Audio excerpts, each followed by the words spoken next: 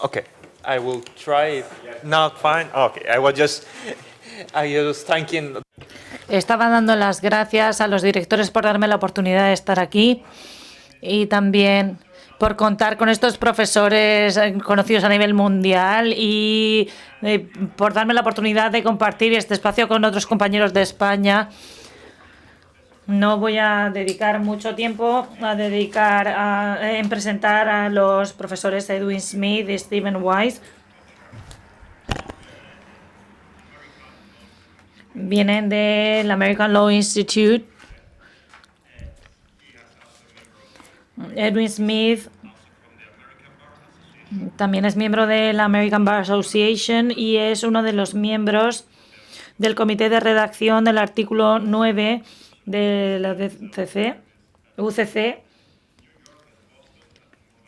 El profesor de Stephen Wise ha trabajado para Morgan.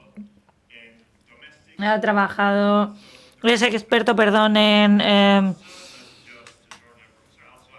en distintos temas legales de derecho privado. Ha sido asesor en distintas instituciones internacionales y muchísimas gracias por venir para hablar los principios de derecho privado de activos digitales.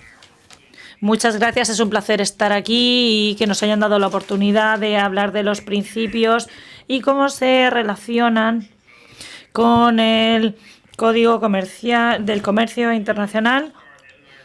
En primer lugar, vamos a romper dos normas de las presentaciones en lugar de un PowerPoint. No sé si lo podemos ver. A ver, ahí, perfecto. Tenemos una tabla comparativa que vamos a basarnos como en una comparativa y la segunda regla que vamos a romper es que en lugar de una presentación secuencial vamos a ir saltando y vamos a hacerlo como una especie de debate mesa redonda. Así que espero que nos permitan esta licencia, pero consideramos que es la forma más adecuada de hacer esto. Lo que Ed y yo vamos a hacer es analizar algunos de los elementos principales que Hideki ha mencionado antes. Ya se mencionaron ayer también, otros se acaban de mencionar hace un momento, los ha mencionado Hideki. Y vamos a centrarnos en algunos de los principios para explicar qué está ocurriendo con ellos, para tratar algunos temas que preocupan, que se comentaron ayer. Vamos a centrarnos en algunos principios y ver cómo se están gestionando. Y vamos a ver cuáles son los objetivos de los principios para tener unas transacciones seguras a nivel internacional, porque los activos digitales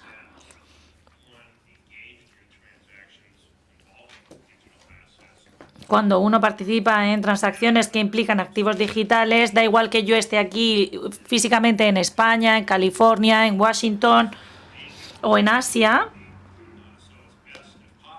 Así que siempre es mejor tener un enfoque mucho más de uniformidad.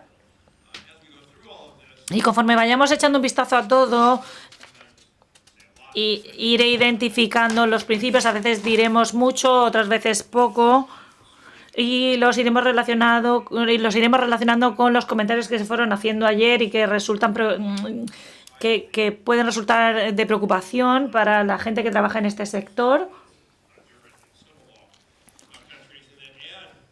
teniendo en cuenta las diferencias de los sistemas legales en cuanto a derecho privado también.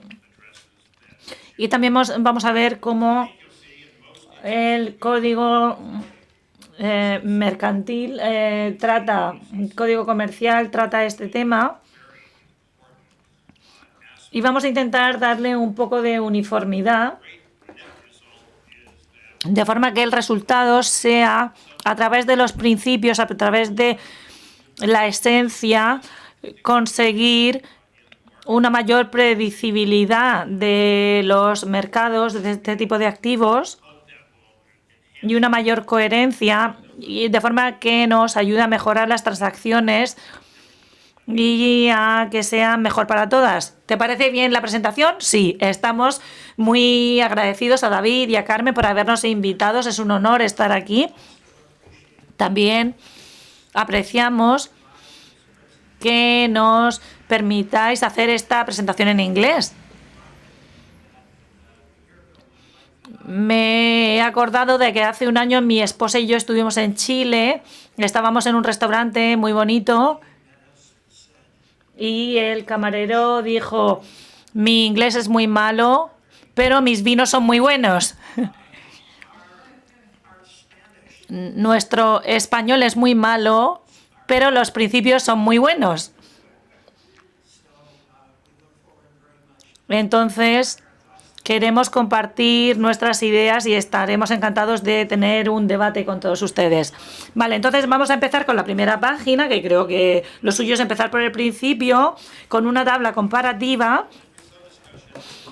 Y ayer se estuvo hablando, y hoy también se ha hablado de los activos digitales, sobre su controlabilidad, su alcance. Y simplemente quiero enfatizar que todo el conjunto de principios procede de la definición de activo digital que se da al principio, de forma que cualquier activo digital que no entre en la definición que se incluye en los principios queda fuera de la norma de los principios y por lo tanto no nos tenemos que preocupar de que los distintos principios se vean afectados directamente por otras corrientes de activos digitales que no se incluyen en esa definición. De hecho, se ha debatido mucho sobre el tema de la controlabilidad como elemento crítico y necesario de la definición. En Estados Unidos, el derecho consuetudinario establece una serie de normas en cuanto a la propiedad, que veremos un poquito más adelante.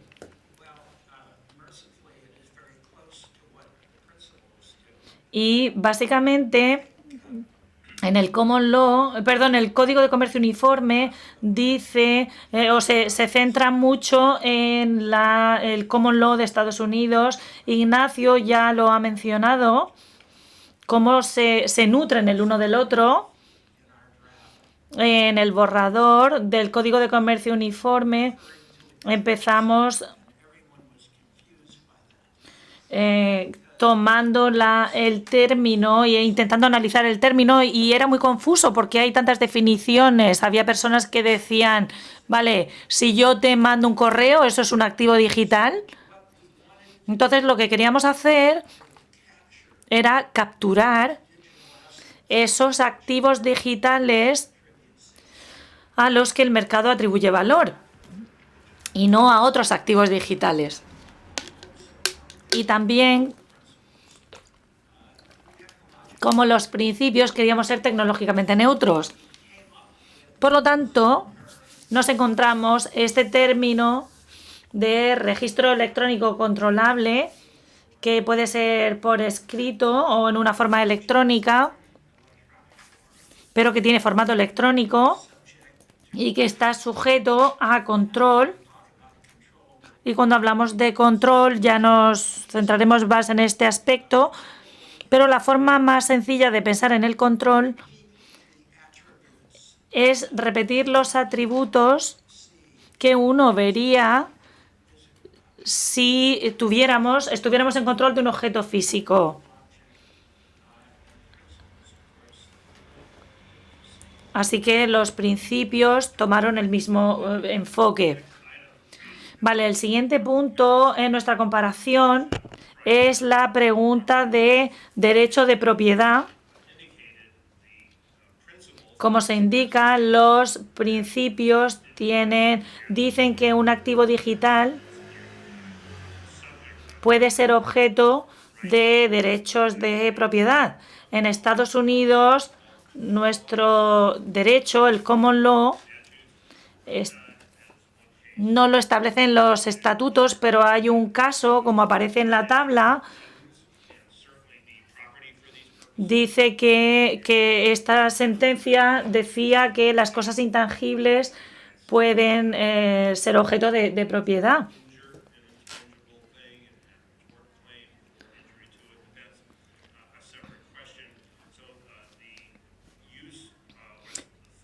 Por lo tanto, la idea de los principios de que los activos digitales pueden ser objeto de derechos de propiedad no es algo que difiera mucho del common law. No sé si alguno de nosotros en alguna ocasión nos hemos cuestionado si un activo digital puede ser propiedad o no. Nosotros no teníamos los casos que existían en Reino Unido. La ley inglesa establece que puedes tener un objeto tangible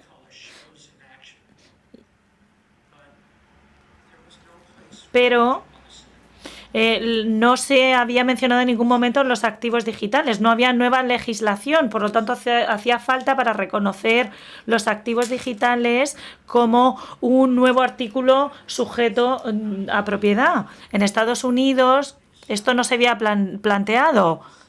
Aceptábamos como premisa que cualquier derecho sobre cualquier cosa tangible o intangible era propiedad. Así que de nuevo la coherencia aquí vemos la coherencia de los distintos enfoques, pero que todo llega más o menos al mismo punto en cuanto al common law y al código de comercio uniforme. También se ha hablado esta mañana de la tokenización de los activos. Y en Estados Unidos no hay nada que trate este tema. ¿Y qué ocurre con el Código de Comercio? Todo esto tiene que, en cuanto a los activos vinculados,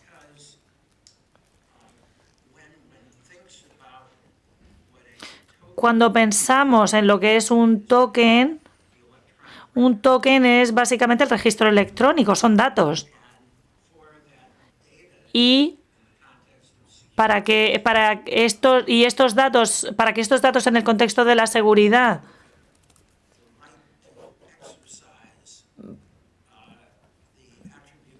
para que tengan los atributos de garantías, tienes que dar esas garantías al token en sí. Por lo tanto, Steve, realmente en Estados Unidos no hemos dado ese paso, pero todo esto nos lleva al tema de los activos vinculados, como has dicho. Los principios, por supuesto, tratan el tema de los activos vinculados y en general afectan al activo objeto, a la transferencia y a los activos digitales. Pero esto lo tratan otras leyes. Y dice que si la ley concede el concepto de propiedad a este activo vinculado, pues bien. Por lo tanto, las normas que se aplican a los activos digitales pueden tener efecto sobre esos activos vinculados, pero si la ley no lo dispone, pues oye, tendrás que buscarlo en otras leyes para ver qué ocurre con esos activos vinculados. Como vamos a ver ahora en un momento. Así que en el Common Law de Estados Unidos, esto no queda para nada claro. Hay un montón de personas que dicen que si yo tengo un token, entonces yo ya tengo la propiedad. Y la verdad es que da un poquito de miedo esa situación. Creo que el Código de Comercio Uniforme lo ha hecho distinto, sí, y deberíamos enfatizar que el concepto de activo es algo que nos resulta familiar para todos. Por ejemplo, un pagaré. Un pagaré es básicamente un trozo de papel, pero le damos ese papel con el significado de decir, oye, con este trozo de papel te doy el derecho a recibir un pago. Lo mismo ocurre con documentos de valores.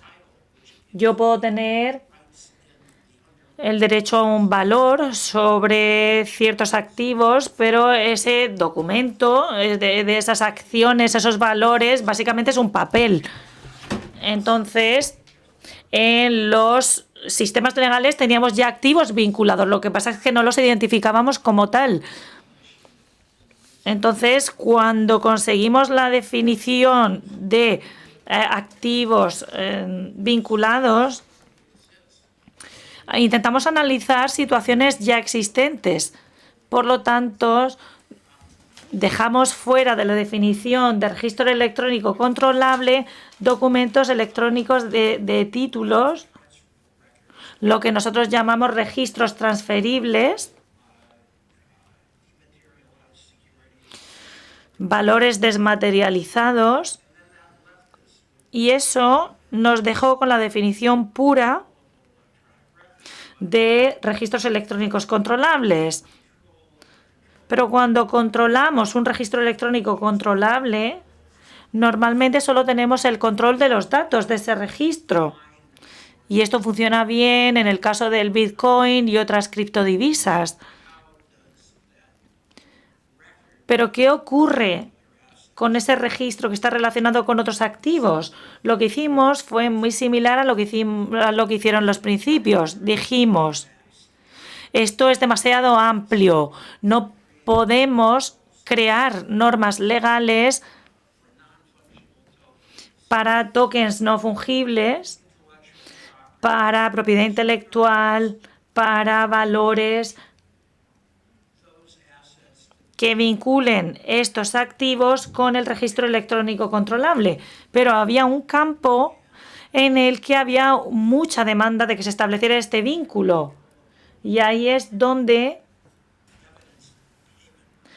el registro electrónico controlable probaba los derechos de pago. El artículo 3 del Código de Comercio Uniforme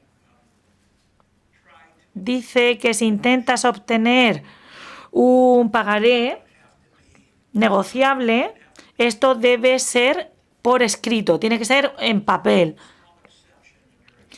con la excepción de las transacciones electrónicas, diciendo que puedes tener un derecho de pago electrónico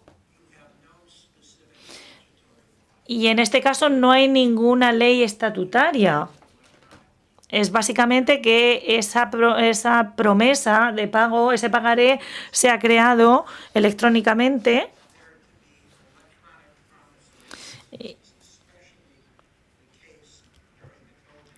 Y esto ocurrió, esta situación se dio mucho durante la pandemia del COVID, porque se utilizaron mucho los pagarés electrónicos y se intercambiaron. Y en Estados Unidos no existe una ley que determine que un pagaré electrónico tiene el mismo valor que un papel escrito, que un pagaré escrito en papel. De forma que si tienes un derecho de pago que surge de facilitar o suministrar servicios, si el registro electrónico controlable demuestra ese derecho a pago, la transferencia del registro electrónico controlable ya lleva consigo esos derechos de pago. Y vamos a centrarnos de una forma más detallada en qué quiere decir esto. Pero vamos a pensar en el hecho de que un registro electrónico controlable da muestra de este derecho de pago y esto puede darse también en un pagaré electrónico. Gracias, Ed. Nuestro antiguo amigo, el derecho internacional privado, que ya se ha mencionado esta mañana, crea cierta controversia. Ya hemos hablado de la cascada esta mañana. Cómo funciona y qué ocurre. Y el objetivo aquí, volviendo a los comentarios iniciales, el objetivo es obtener credibilidad. Según el Common Law de Estados Unidos, no había predecibilidad. Más allá de los derechos de propiedad que puedan existir. Así que, al diseñar una norma internacional en los principios, en lugar de utilizar los factores de conexión tradicionales a los que la gente está habituada, encontramos una serie de factores claros de forma que la gente que se ve envuelta en estas transacciones puedan predecir qué ley se va a aplicar y predecir cuáles van a ser los resultados de la operación, de la transacción. El Common Law de Estados Unidos es similar a los factores de conexión tradicionales. Ya hay poca predecibilidad, hay 5 o 6 factores, hay distintas formas de funcionamiento según las transacciones. Por lo tanto, no queda muy claro cuál va a ser el resultado de una de estas transacciones u operaciones. Por lo tanto, el objetivo de estas normas es aumentar la predecibilidad y evitar o tratar de reducir los factores de dependencia al máximo posible, aumentando así la eficiencia, reduciendo la inseguridad, etcétera. Y el Código de Comercio Uniforme ha intentado gestionar esto. Sí, también hemos visto mucha simetría con los principios. Comenzamos con una cascada similar. La ley que hablaba del registro electrónico, acerca del control del registro electrónico controlable.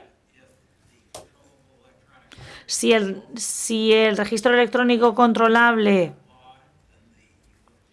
no hace referencia a la ley, entonces hay que fijarse en el sistema en el que se ha adquirido el registro electrónico controlable y si este sistema ofrece una ley o hace referencia a alguna legislación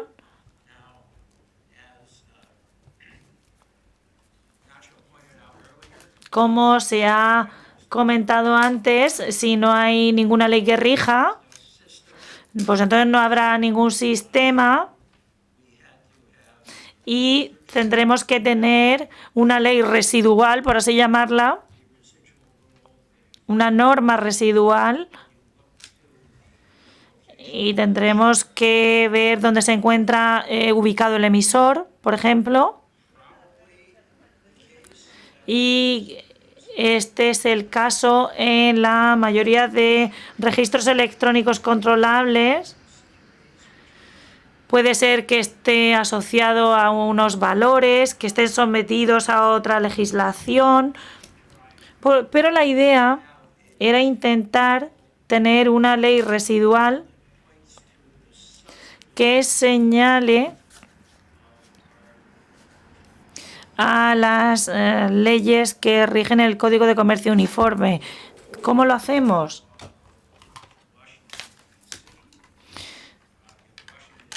Nosotros vamos a Washington DC. Si Washington DC ha realizado enmiendas,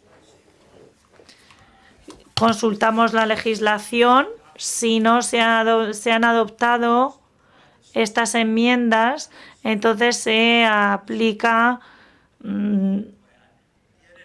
o se aplican otras leyes. En caso de que sí haya enmiendas, pues habrá que buscar una ley sustituta, pero lo más importante aquí, y es algo que Steve ha mencionado antes y los panelistas también han mencionado antes, es que cuanto más uniforme sea la ley en un país, no tendremos que depender tanto de normas de derecho internacional privado. Por lo tanto, a través de este proceso, intentamos trabajar con mucho cuidado con UNIDROIT, con la Comisión de Legislación de Reino Unido, con otras organizaciones de reformas legislativas, porque en las normas aplicables de derecho internacional tienen que ser lo más uniformes posibles, pero también la ley que ocupa el hueco que deja el derecho privado, los vacíos que deja el derecho privado, también tiene que ser lo más uniforme posible. Yo diría que esto se aplica en 2 o 3 áreas. Cualquier cosa que cubra el artículo 12, que son las normas de adquirientes de buena fe, que vamos a ver en unos minutos, el refugio.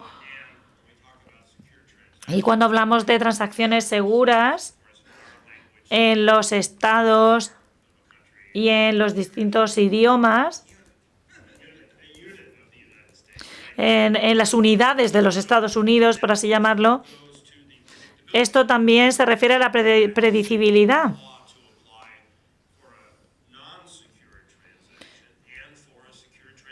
Porque esto también hace referencia a transacciones seguras y no seguras, garantizadas y no garantizadas, porque todos consideramos que se deberían aplicar las mismas normas. Y otra cosa a señalar aquí es que mientras que es divertido y siempre hablamos del Bitcoin y de las criptodivisas, siempre están asociados a activos que son registros electrónicos controlables, que según la definición en los principios, esta definición es mucho más amplia que las criptodivisas. Estamos hablando de Bitcoin, de registros electrónicos más amplias, de derechos de pago que forman parte de todas estas nuevas normas de las que disponemos, y creo que en la prensa se puede ver cómo hay debate en cuanto al uso de las criptodivisas en el mundo comercial y a los derechos de pago y quién se beneficia de esos derechos de pago en cuanto a los instrumentos de negociación en papel. Así que voy a pasar ahora al tema de la transferencia, que tiene que ver con cuestiones de control, y como hemos escuchado, los principios se fijaron en otras leyes para ver cómo se hace una transferencia, y se utiliza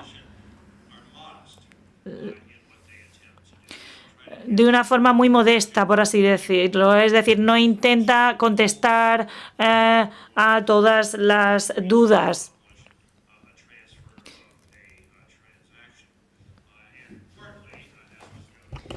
Y algo importante que ya se ha mencionado y que retomaremos es que una transferencia o transmisión incluye cualquier tipo de movimiento de un derecho de propiedad o patrimonial o propiedad completa o un derecho de garantía, una garantía real.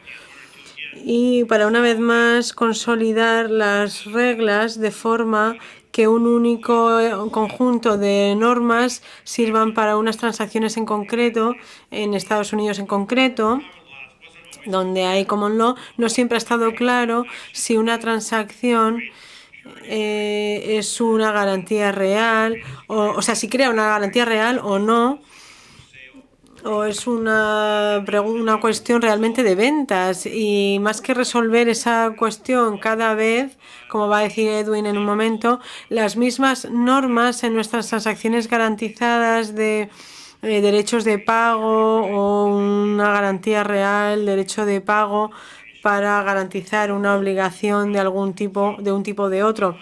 Así que voy a hacer una pausa aquí en transferencias para ver cómo el Código de Comercio Uniforme funciona aquí. Es un término amplio y tenemos el mismo problema cuando hablamos de transmisión o transferencia, si hablamos de transferencia de propiedad o de garantía real.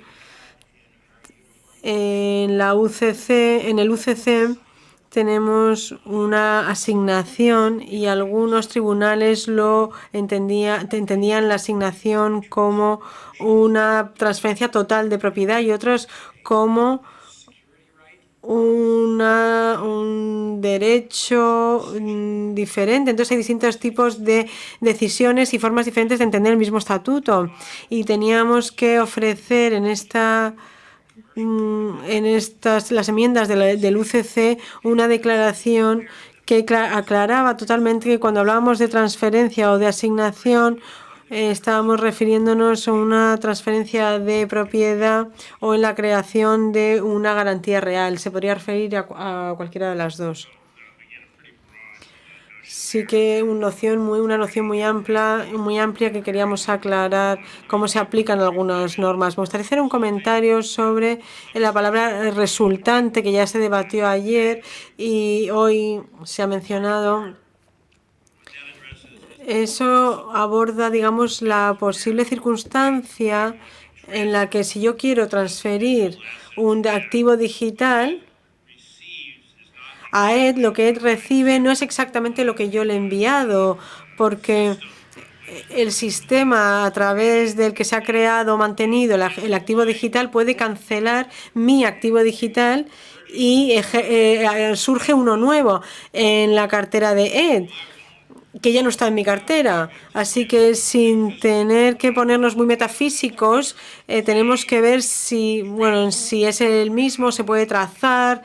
Los principios adoptan una visión muy directa de que si hay un activo resultante, se sabe cuando se ve que las mismas normas se van a aplicar sin tener que pasar mucho tiempo preocupándonos sobre cómo todo esto encaja o no encaja.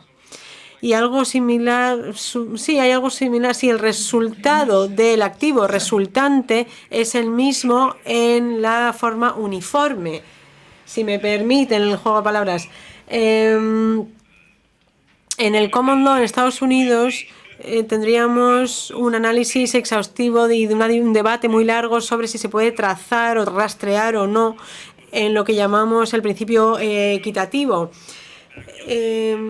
Verán en la comparativa, en Common Law Estados Unidos hay muchas referencias a lo que llamamos al restatement vemos que hay muchas referencias al ALI, al Consejo de Gobierno y lleva 100 años, no 104 como UNIDROIT, y se estableció por parte de un presidente de Estados Unidos y por un grupo de jueces y uno de los efectos principales de los proyectos son similares al Instituto de Derecho Europeo para preparar lo que es una actualización, un restatement o actualización.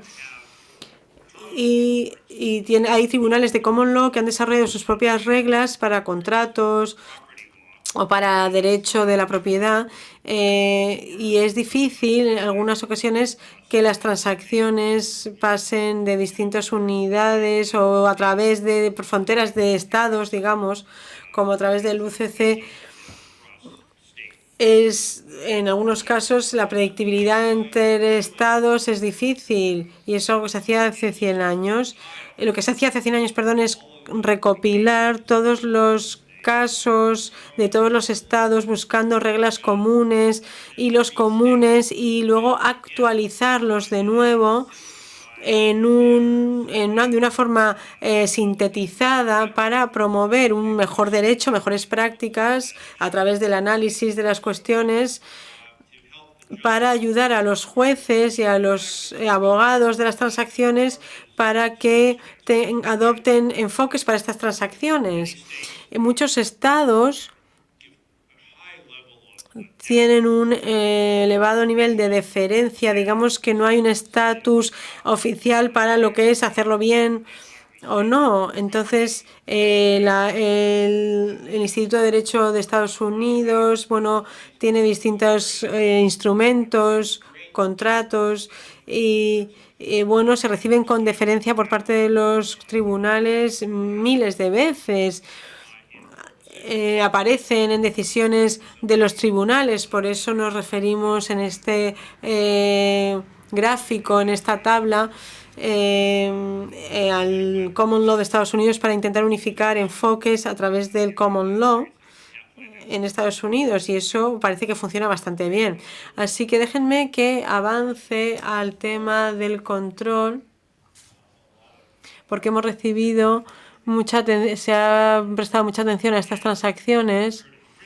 En los principios he oído hablar de la capacidad exclusiva de algunos derechos, cómo funciona, y hay una inquietud, o ayer había una preocupación sobre cómo se demuestra que tienes el derecho exclusivo o este otro derecho exclusivo, cuando podría haber cualquier otra persona en el universo que podría tener uno de estos derechos o no. Así que el principio 7 anticipa este problema y lo aborda y dice que si una persona puede demostrarlo, puede demostrar la identificación, tal y como se indica en el principio 6, con fines de control, esa persona se presume que tiene el resto de componentes necesarios para controlar los derechos exclusivos de uso, para mantener a los demás al margen, para hacer transferencias. Así que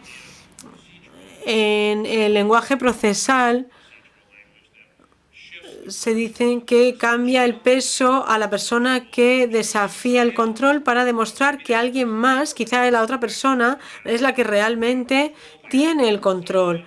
Y si uno no tiene que demostrar lo negativo, si me lo permiten, que sería una tarea imposible, porque cualquiera podría tener algún tipo de reivindicación o de capacidad. Así que esta presunción es muy importante, tiene una función muy importante en este proceso y debería volver todo factible. Pero no solo la identidad, es la persona que se identifica a sí misma como que tiene esos poderes, esas facultades, y también dice que esa persona que tiene las facultades, bueno, parece que depende de otra persona y el código de comercio uniforme también se registra así. Así que la uniformidad, la coherencia, la eficiencia de los mercados es fundamental. Otro aspecto para entender los mercados, cuando estábamos preparando las disposiciones del Código de Comercio Uniforme, sabíamos que no sabíamos todo sobre las criptomonedas, Bitcoin, las tecnologías, la electrónica. Así que fuimos humildes una vez más e invitamos al proceso a empresarios, abogados que no saben mucho del derecho mercantil, pero sí que saben mucho de criptomonedas, de activos digitales y lo que queríamos era trabajar conjuntamente y parecía que esto tenía sentido como transacción electrónica y la mayor parte del tiempo dijeron, vale, y hay otras veces que nos dijeron, estáis locos, tenéis que abordar esto. Y una de las cosas que surgieron al hablar de compartir el control es que era una transacción común tener lo que se suele llamar la multifirma, los requisitos de multifirma y los principios abordan esto directamente en el principio 6.3b. Y el hecho de que yo tengo la capacidad que ya hemos mencionado en la definición de control, pero que alguien también tenga esa capacidad, no hace que a mí me quite, digamos, el estatus de tener control mientras yo tenga cierto control. Mientras que no dé todo el control, puede haber dos personas que tengamos control y eso puede funcionar bien en esta transacción. En cuanto al common law estadounidense, tenemos conceptos del derecho de la propiedad sobre compartir propiedad. Pero bueno, ¿cómo puede llenar este vacío el Código de Comercio Uniforme? Bueno, hicimos algo parecido con las multifirmas, que se llama multisig, multifirma, y muchos de los expertos en esta tecnología, bueno, participaron y muchos eran expertos en criptomoneda y pensaron que íbamos a hablar con temas como los tributos o de estas cosas o el blanqueamiento de dinero. Y bueno, se huyeron, salieron corriendo. Pero luego teníamos expertos auténticos que estaban muy interesados en el derecho mercantil. Y los códigos que comparten la multifirma, como ha mencionado Steven, es algo dentro del código, en las enmiendas del Código de Comercio Uniforme. Y si Steve tiene el poder de transferir un activo y tiene más facultades y yo también las tengo y uno de los dos puede ejercer esas facultades sin el consentimiento o sin preguntar al otro, entonces los dos tenemos el control. Pero si yo puedo ejercer esas facultades o esos poderes, pero Steve no puede sin mi consentimiento o preguntarme, entonces solo soy yo el único que tiene el control y Steve no lo tendría. Y hay otras formas de estructurar el control. Por ejemplo, David podría tener el control y él podría acordar que si Steve o yo le decimos que transfiera los activos, entonces Steve y yo tenemos el control a través de David. Y de igual manera, puedo dar a David instrucciones, pero Steve tiene que dar su consentimiento para esas instrucciones. En ese caso, yo no tengo el control. Así que, y encontramos algunos de estos mecanismos de control que prevalecen en el mercado. Y por eso estamos intentando adaptar o reconocer lo que sucede en el mercado.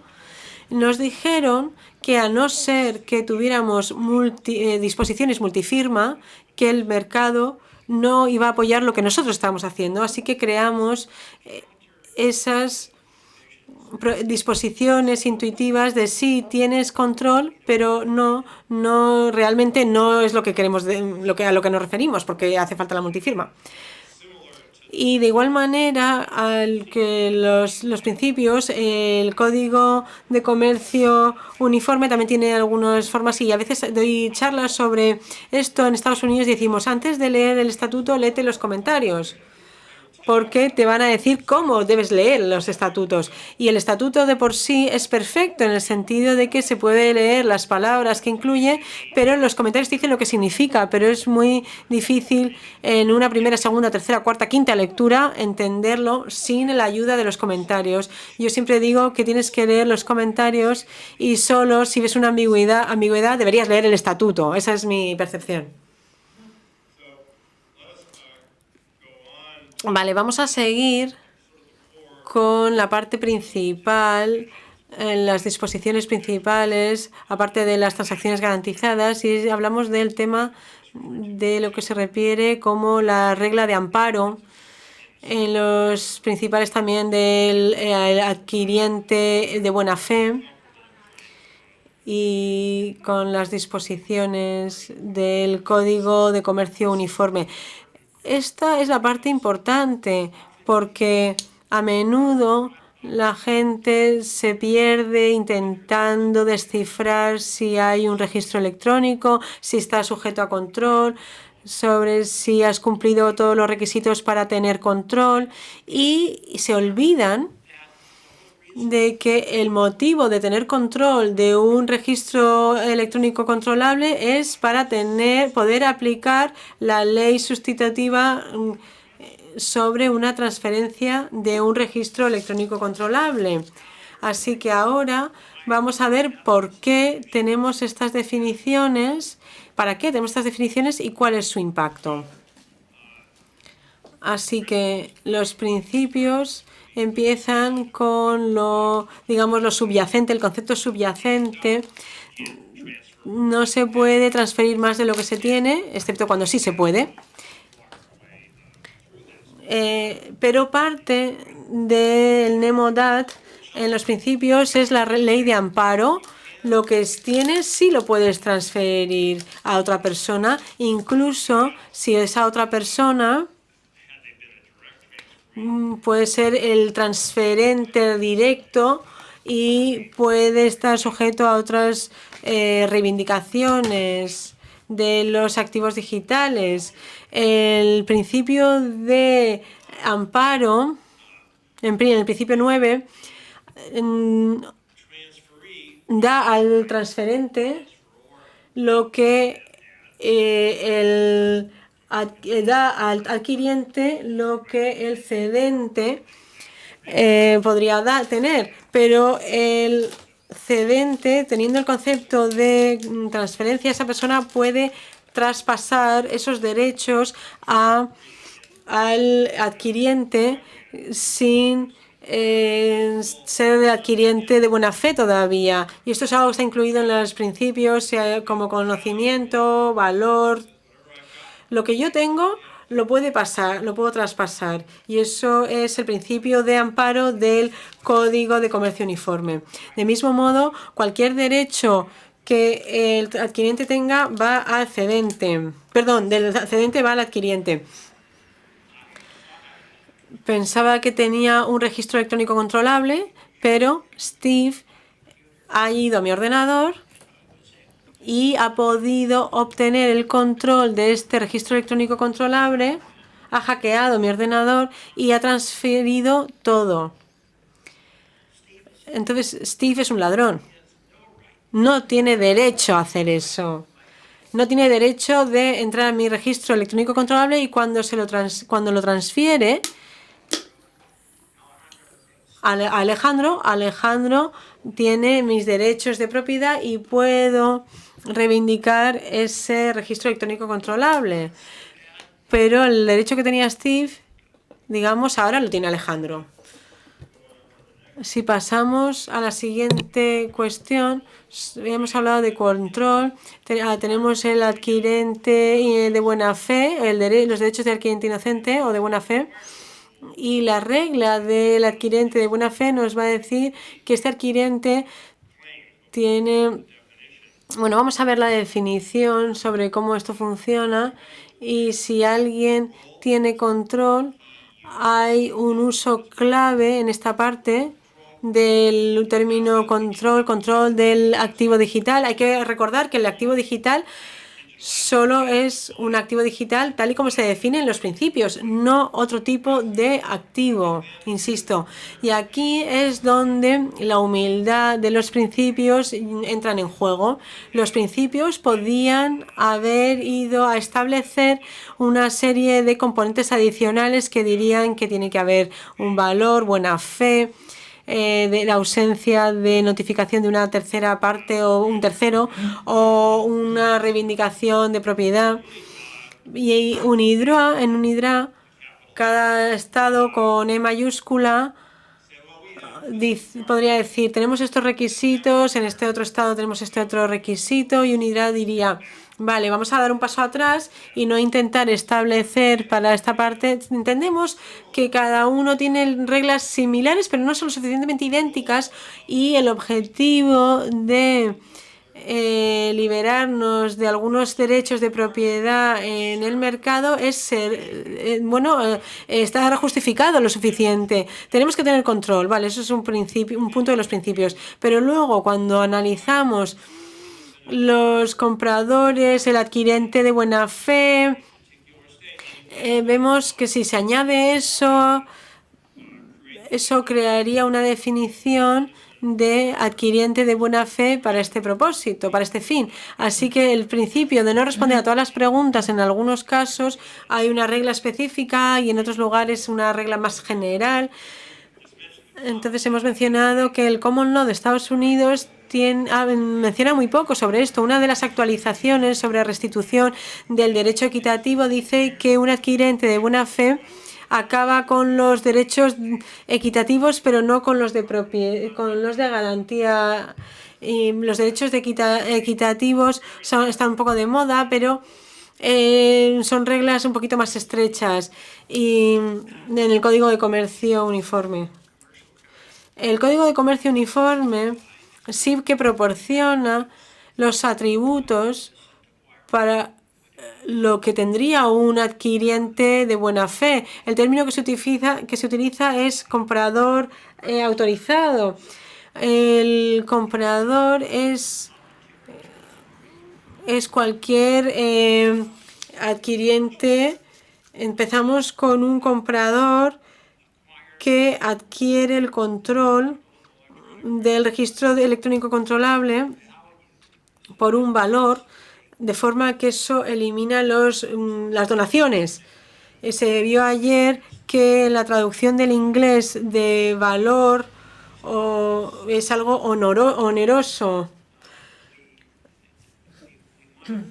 Pero queríamos asegurarnos de que el valor significaba realmente el retorno de una consideración existente, sea monetaria o de otra índole.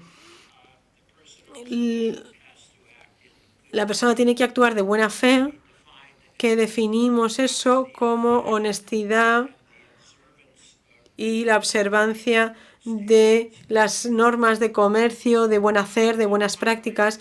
Y finalmente la persona que adquiere el control para ser un comprador cualificado lo obtiene sin notificar una reivindicación negativa.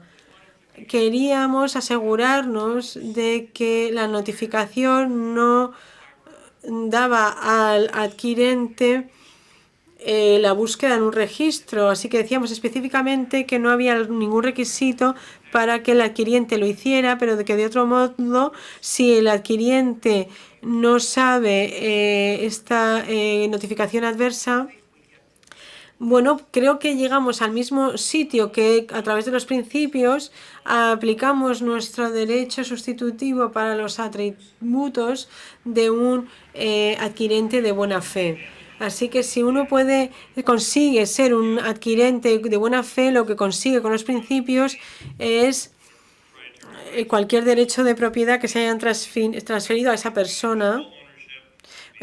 Puede ser propiedad completa, una garantía real, depende de hasta qué punto estén sujetos al derecho de propiedad de otra persona. Hay que tener en cuenta que para conseguir este estado alguien tiene que tener control, además de los elementos de buena fe, falta de notificación, dependiendo de cómo se exprese para estos fines. Así que este es un derecho muy importante y volviendo a unirlo con el principio de amparo, un adquirente de buena fe adquiere un activo digital libre de otros derechos y lo transfiere a un tercero. Es una nueva transferencia y ese tercero sabe las reivindicaciones anteriores, pero por el principio de amparo la persona, el adquirente de buena fe lo adquiere libre de otras demandas de propiedad para un segundo comprador o un adquirente, y esa persona que está sola no sería un adquiriente de buena fe. Así que en cuanto a cómo funciona el mercado, si alguien dice, vale, yo voy a comprar un activo digital y no sé si hay alguna demanda al respecto, bueno, estoy en buena forma y no me tengo que preocupar por estos litigios potenciales. En Common Law en Estados Unidos se habla muy poco de esto. Lo mismo ocurre con los cambios del Código de Comercio Uniforme. Si eres un comprador cualificado, obtienes control y reduces las demandas. Vamos a ver esto lo que quiere decir en el contexto de compra de bitcoins, por ejemplo. Antes de las enmiendas de 2022 al Código de Comercio Uniforme no existían normas que recortaran las demandas contra la propiedad en casos de bitcoin. Si yo lo vendiera a David, yo podría hacerlo sin problema, independientemente de las demandas que existieran y a pesar de que todo el mundo en la cadena fuera inocente. Pero la gente entiende el Bitcoin como si fuera y gestiona o comercia con el Bitcoin como si fuera dinero. Por lo tanto, lo que hace la regla del adquiriente de buena fe es codificar lo que el mercado espera de la transferencia de estos activos. Entonces, ahora lo que vamos a hacer es pasar del adquiriente de buena fe y del control y de los distintos aspectos que hemos tratado a la custodia de los activos digitales, algo que ya se ha mencionado antes mucho, porque hay mucha gente que van a ostentar esos activos digitales en la custodia de un tercero. Puede ser una empresa, pero vamos, una persona, sea jurídica o no, que lo gestiona. Entonces habrá un contrato con un proveedor de servicios que se encargará de la gestión de las transacciones de ese activo digital.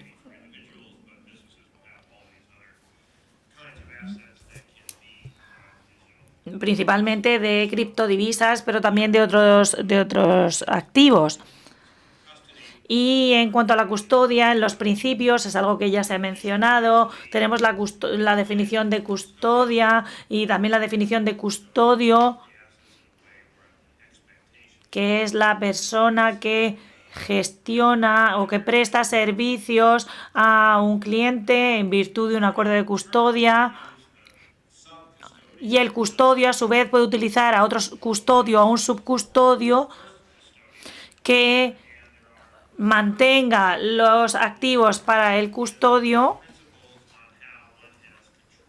y los principios dejan claro quién tiene control en casos en los que hay 4, 5, 6 custodios y quién mantiene esa propiedad. Y mantener en inglés es la palabra clave, porque este custodio es cliente de otro cliente y así sucesivamente.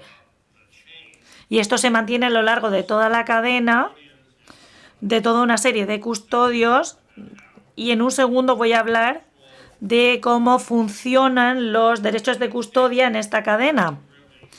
En Estados Unidos no tenemos nada comparable, tenemos una ley extensa. Hay una ley, pero que se limita únicamente a objetos tangibles, a bienes. Pero se adapta un poco a estos activos intangibles.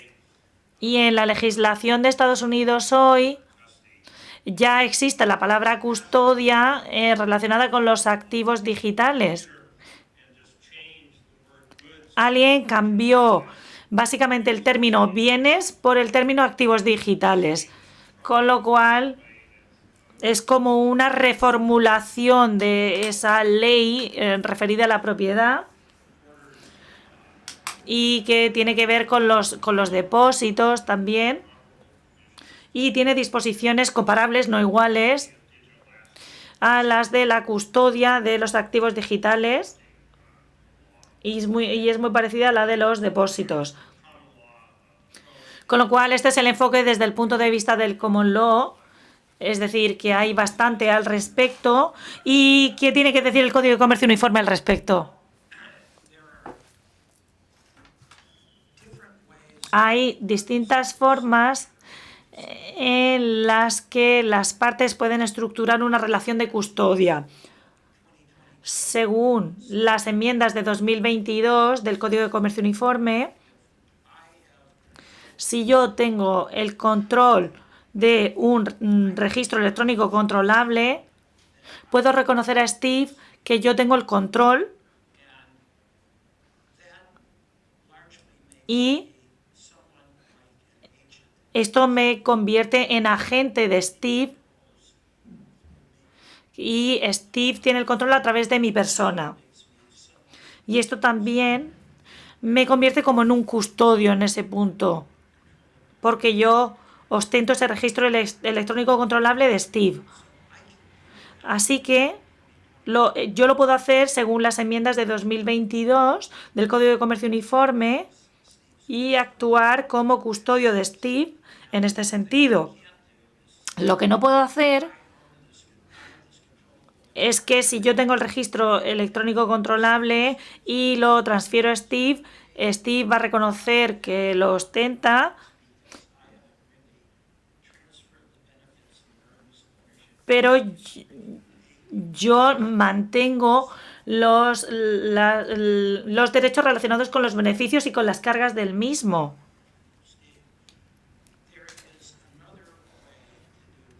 Hay otra forma de hacerlo según la legislación estadounidense, y es que según el artículo 8 del Código de Comercio Uniforme, el artículo 8 del Código de Comercio Uniforme trata la transferencia de valores de inversión. Pero en este artículo 8 también hay disposiciones relacionadas con lo que llamamos el sistema de ostentación indirecta. Esto quiere decir que si yo tengo un broker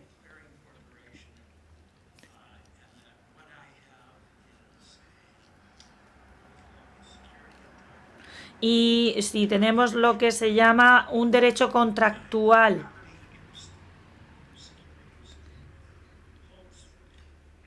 y yo tengo el interés de los valores que el broker gestiona en mi nombre.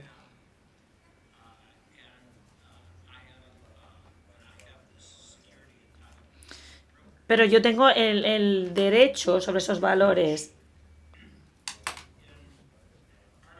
Entonces, la definición del artículo 8 de qué constituye un activo financiero que un broker ostenta en mi nombre es mucho más amplio que el de garantías. El broker puede gestionar en mi nombre cualquier otro activo que nosotros acordemos que es un activo financiero. Es decir, que si yo voy a un broker y le digo, oye, quiero que me gestiones mis criptomonedas, mis criptodivisas, y el agente de bolsa, ese broker, está de acuerdo, y el broker dice, voy a tratar las criptodivisas según el artículo 8, todas las disposiciones del artículo 8 se aplican, entonces mi broker va a ser el custodio de mi activo digital. Y según las enmiendas de 2022 quedó claro que un registro electrónico controlable puede ser un activo financiero sujeto al artículo 8. También dejamos claro que un broker, que es un intermediario, ni siquiera tiene que gestionar esos valores. Puede gestionar registros electrónicos controlables. Si pensamos en los grandes intercambios de criptodivisas de los que se lee en distintas plataformas, Esto se puede considerar intermediarios de valores que ostentan valores que consisten en registros electrónicos controlables. O sea, que se puede hacer de dos formas. La primera es muy estructurada y hace referencia al hecho de que yo ostento el registro electrónico controlable y lo gestiono en nombre de Steve. El segundo, según el artículo 8, esto es un marco estatutario, que es lo que se aplica. Vale, vamos a terminar con el custodio y luego pasamos a la insolvencia, etcétera, y ya terminamos. Vale, lo que ocurre con la custodia es que el custodio tiene el valor o el activo en nombre del titular. ¿Y qué ocurre si hay una insolvencia?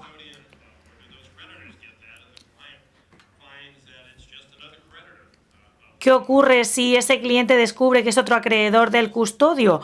Los principios, de una forma un poco circular, basada en la definición de custodia, dicen que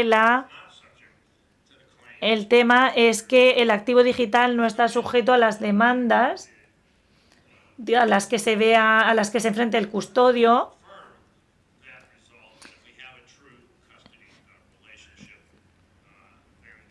Por lo tanto, si hay una relación de custodia real, esta es la situación. ¿Algo en el Código de Comercio Uniforme? Sí, si yo tengo un registro electrónico controlable en nombre de Steve y soy como un custodio en ese punto y me enfrento a un procedimiento de insolvencia,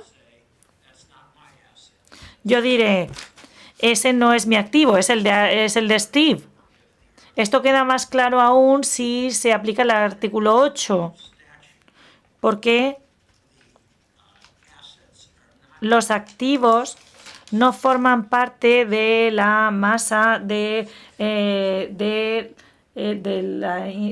la insolvencia.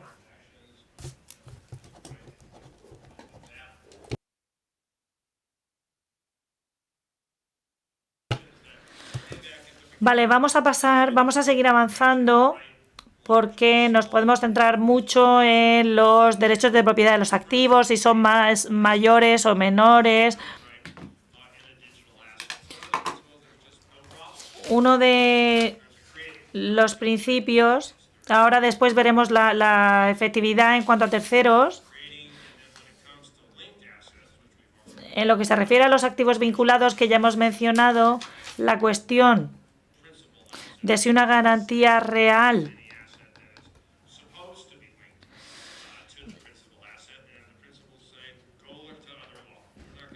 lo que dice básicamente el Common Law, dice, echa un vistazo a la legislación y mira a ver, o sea que no hay nada relacionado directamente con esto. Así que si encuentras legislación al respecto, perfecto, si no, pues mala suerte. Vale, cuando tratamos cuentas controlables, como llamamos, esto tiene derechos de pago implicados. Y esta transferencia, estos se transfieren a través del registro electrónico controlable. Steve tiene un registro electrónico controlable que demuestra estos derechos de pago.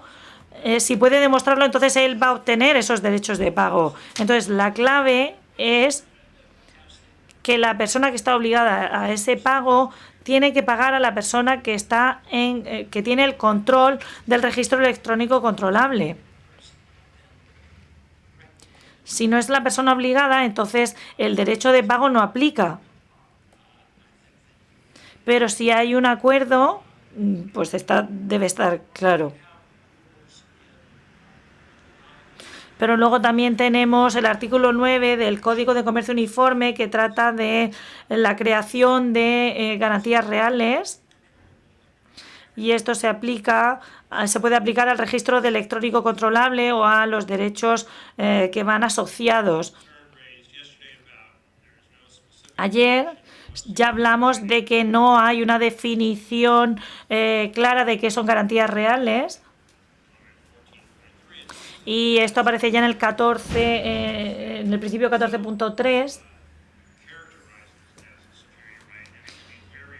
Tenemos que entender que son garantías reales, pero hay algunos estados que lo perciben de una forma muy genérica, lo entienden de una forma muy general y no hay problema. Las normas de los principios son las que aplican. El common law en Estados Unidos no hay ningún...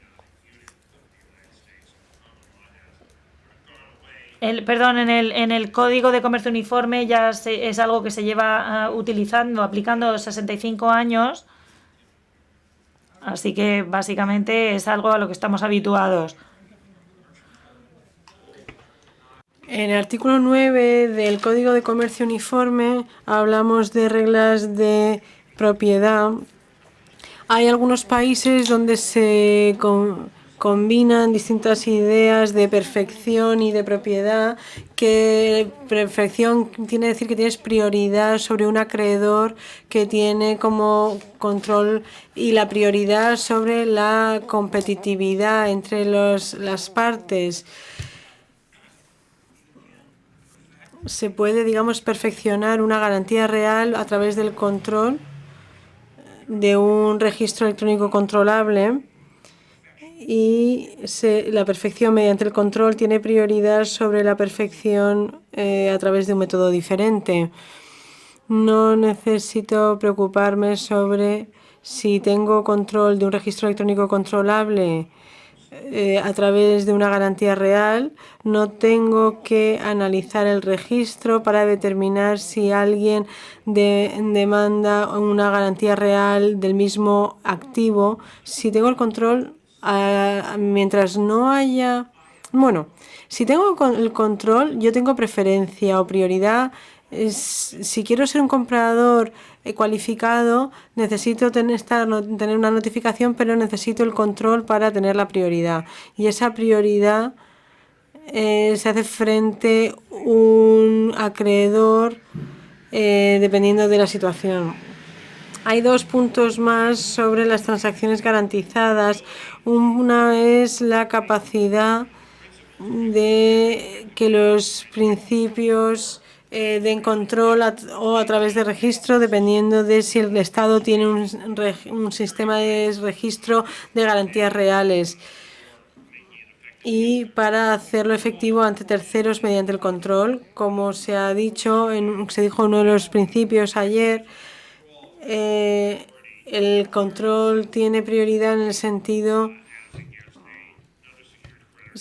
ante un acreedor garantizado que ejerce su derecho de control. Y ayer se mencionaron algunas inquietudes al respecto, y yo creo que los principios, una vez más, son humildes y no querían definir todas las transacciones garantizadas, y hay muchas referencias al modelo, a la ley modelo de transacciones de UNCITRAL. Y bueno, ambos dicen que está bien si dos acreedores garantizados que tienen prioridades junior y senior se ponen de acuerdo entre sí que el junior se va a convertir en el senior y el senior se va a convertir en el junior. Así que yo creo que la disposición en los principios que dice que un acreedor garantizado que tiene control tiene prioridad sobre otro acreedor garantizado que no tiene control es una regla, pero esas dos prioridades son libres, digamos, son autónomas en un acuerdo. Así que yo creo que espero que eso no sea una preocupación en este ámbito, porque bueno, en common law no se menciona realmente. Lo mismo en el Código de Comercio Uniforme. Siempre se puede subordinar algo a través de un contrato. En cuanto a la insolvencia, ya hemos mencionado que los derechos de alguien en el principio debería sobrevivir al cedente, y se expresaron inquietudes en relación con que no había una definición clara de insolvencia. Había una definición general que Nacho ha hablado de ella hoy, y la intención está clara de que se intenta que sea muy amplio para que haya un sistema común judicial administrativo que aborda los derechos de forma general de los acreedores de una persona. Así que yo creo que la definición y el enfoque funcionan correctamente. En el marco de nuestra ley de insolvencia en Estados Unidos, si un interés garantizado se ha perfeccionado por un registro o por el control, en un registro electrónico controlable se va a reconocer en el proceso de insolvencia sujeto a reglas especiales que se pueden mencionar en los principios que hablan de transferencias de preferencias y cosas de ese estilo. Así que en términos generales, el objetivo de los principios ha sido tener reglas precisas y claras, no intentar responder a todas las preguntas, sino dar una respuesta para, digamos, guiar para reconocer las transacciones del mercado y dar, digamos, una infraestructura jurídica en torno para que los participantes del mercado crean, aunque a veces erróneamente crean que están haciendo las cosas de forma jurídica y quieren hacerlo de forma predictible y siguiendo la línea de los objetivos del UCC, pero también proporcionar uniformidad y entre los estados y que haya debates como este entre distintas naciones. Hay un gran nivel de uniformidad entre los principios y el UCC, el Código de Comercio Uniforme. Sí, podríamos compartirlo. Si creéis que es útil, podemos pasároslo.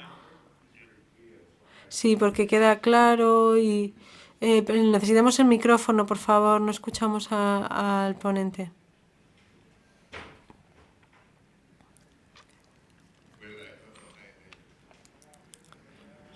Estaba intentando responder a la pregunta de si está abierto, si podemos tener acceso. Si nos lo envías, podemos proporcionárselo a todos y de algún modo, como saben, la idea es incluirlo en un libro, versión española, versión inglesa, y esto podríamos incluirlo. La única cuestión es cómo les gustaría que esto se presentara en el libro. Depende del cómo, pero esto podría distribuirse si no tienen ningún inconveniente. Pero ahora que tengo el micro, necesito darles las gracias. Yo creo que es necesario porque Ed y yo veníamos para acá y decíamos, no sé si la idea de proporcionar esta comparación si era algo interesante. Sí, hemos pasado tanto tiempo trabajando juntos que estoy seguro de que sí. Y tengo que deciros que cómo conectar que me sorprende cómo se pueden conectar los principios y las soluciones, y tengo que darles la enhorabuena a ambos. Y yo creo que transmito las ideas que todos tenemos cuando digo esto. Normalmente asistimos a conferencias y charlas, pero esta forma de hacer las cosas es tan novedosa, tan atractiva. De verdad, enhorabuena de nuevo, porque creo que tenemos que... Sí, no. I think that we need to... Creo que tenemos que dejarlo aquí, pero enhorabuena y muchísimas gracias a todos.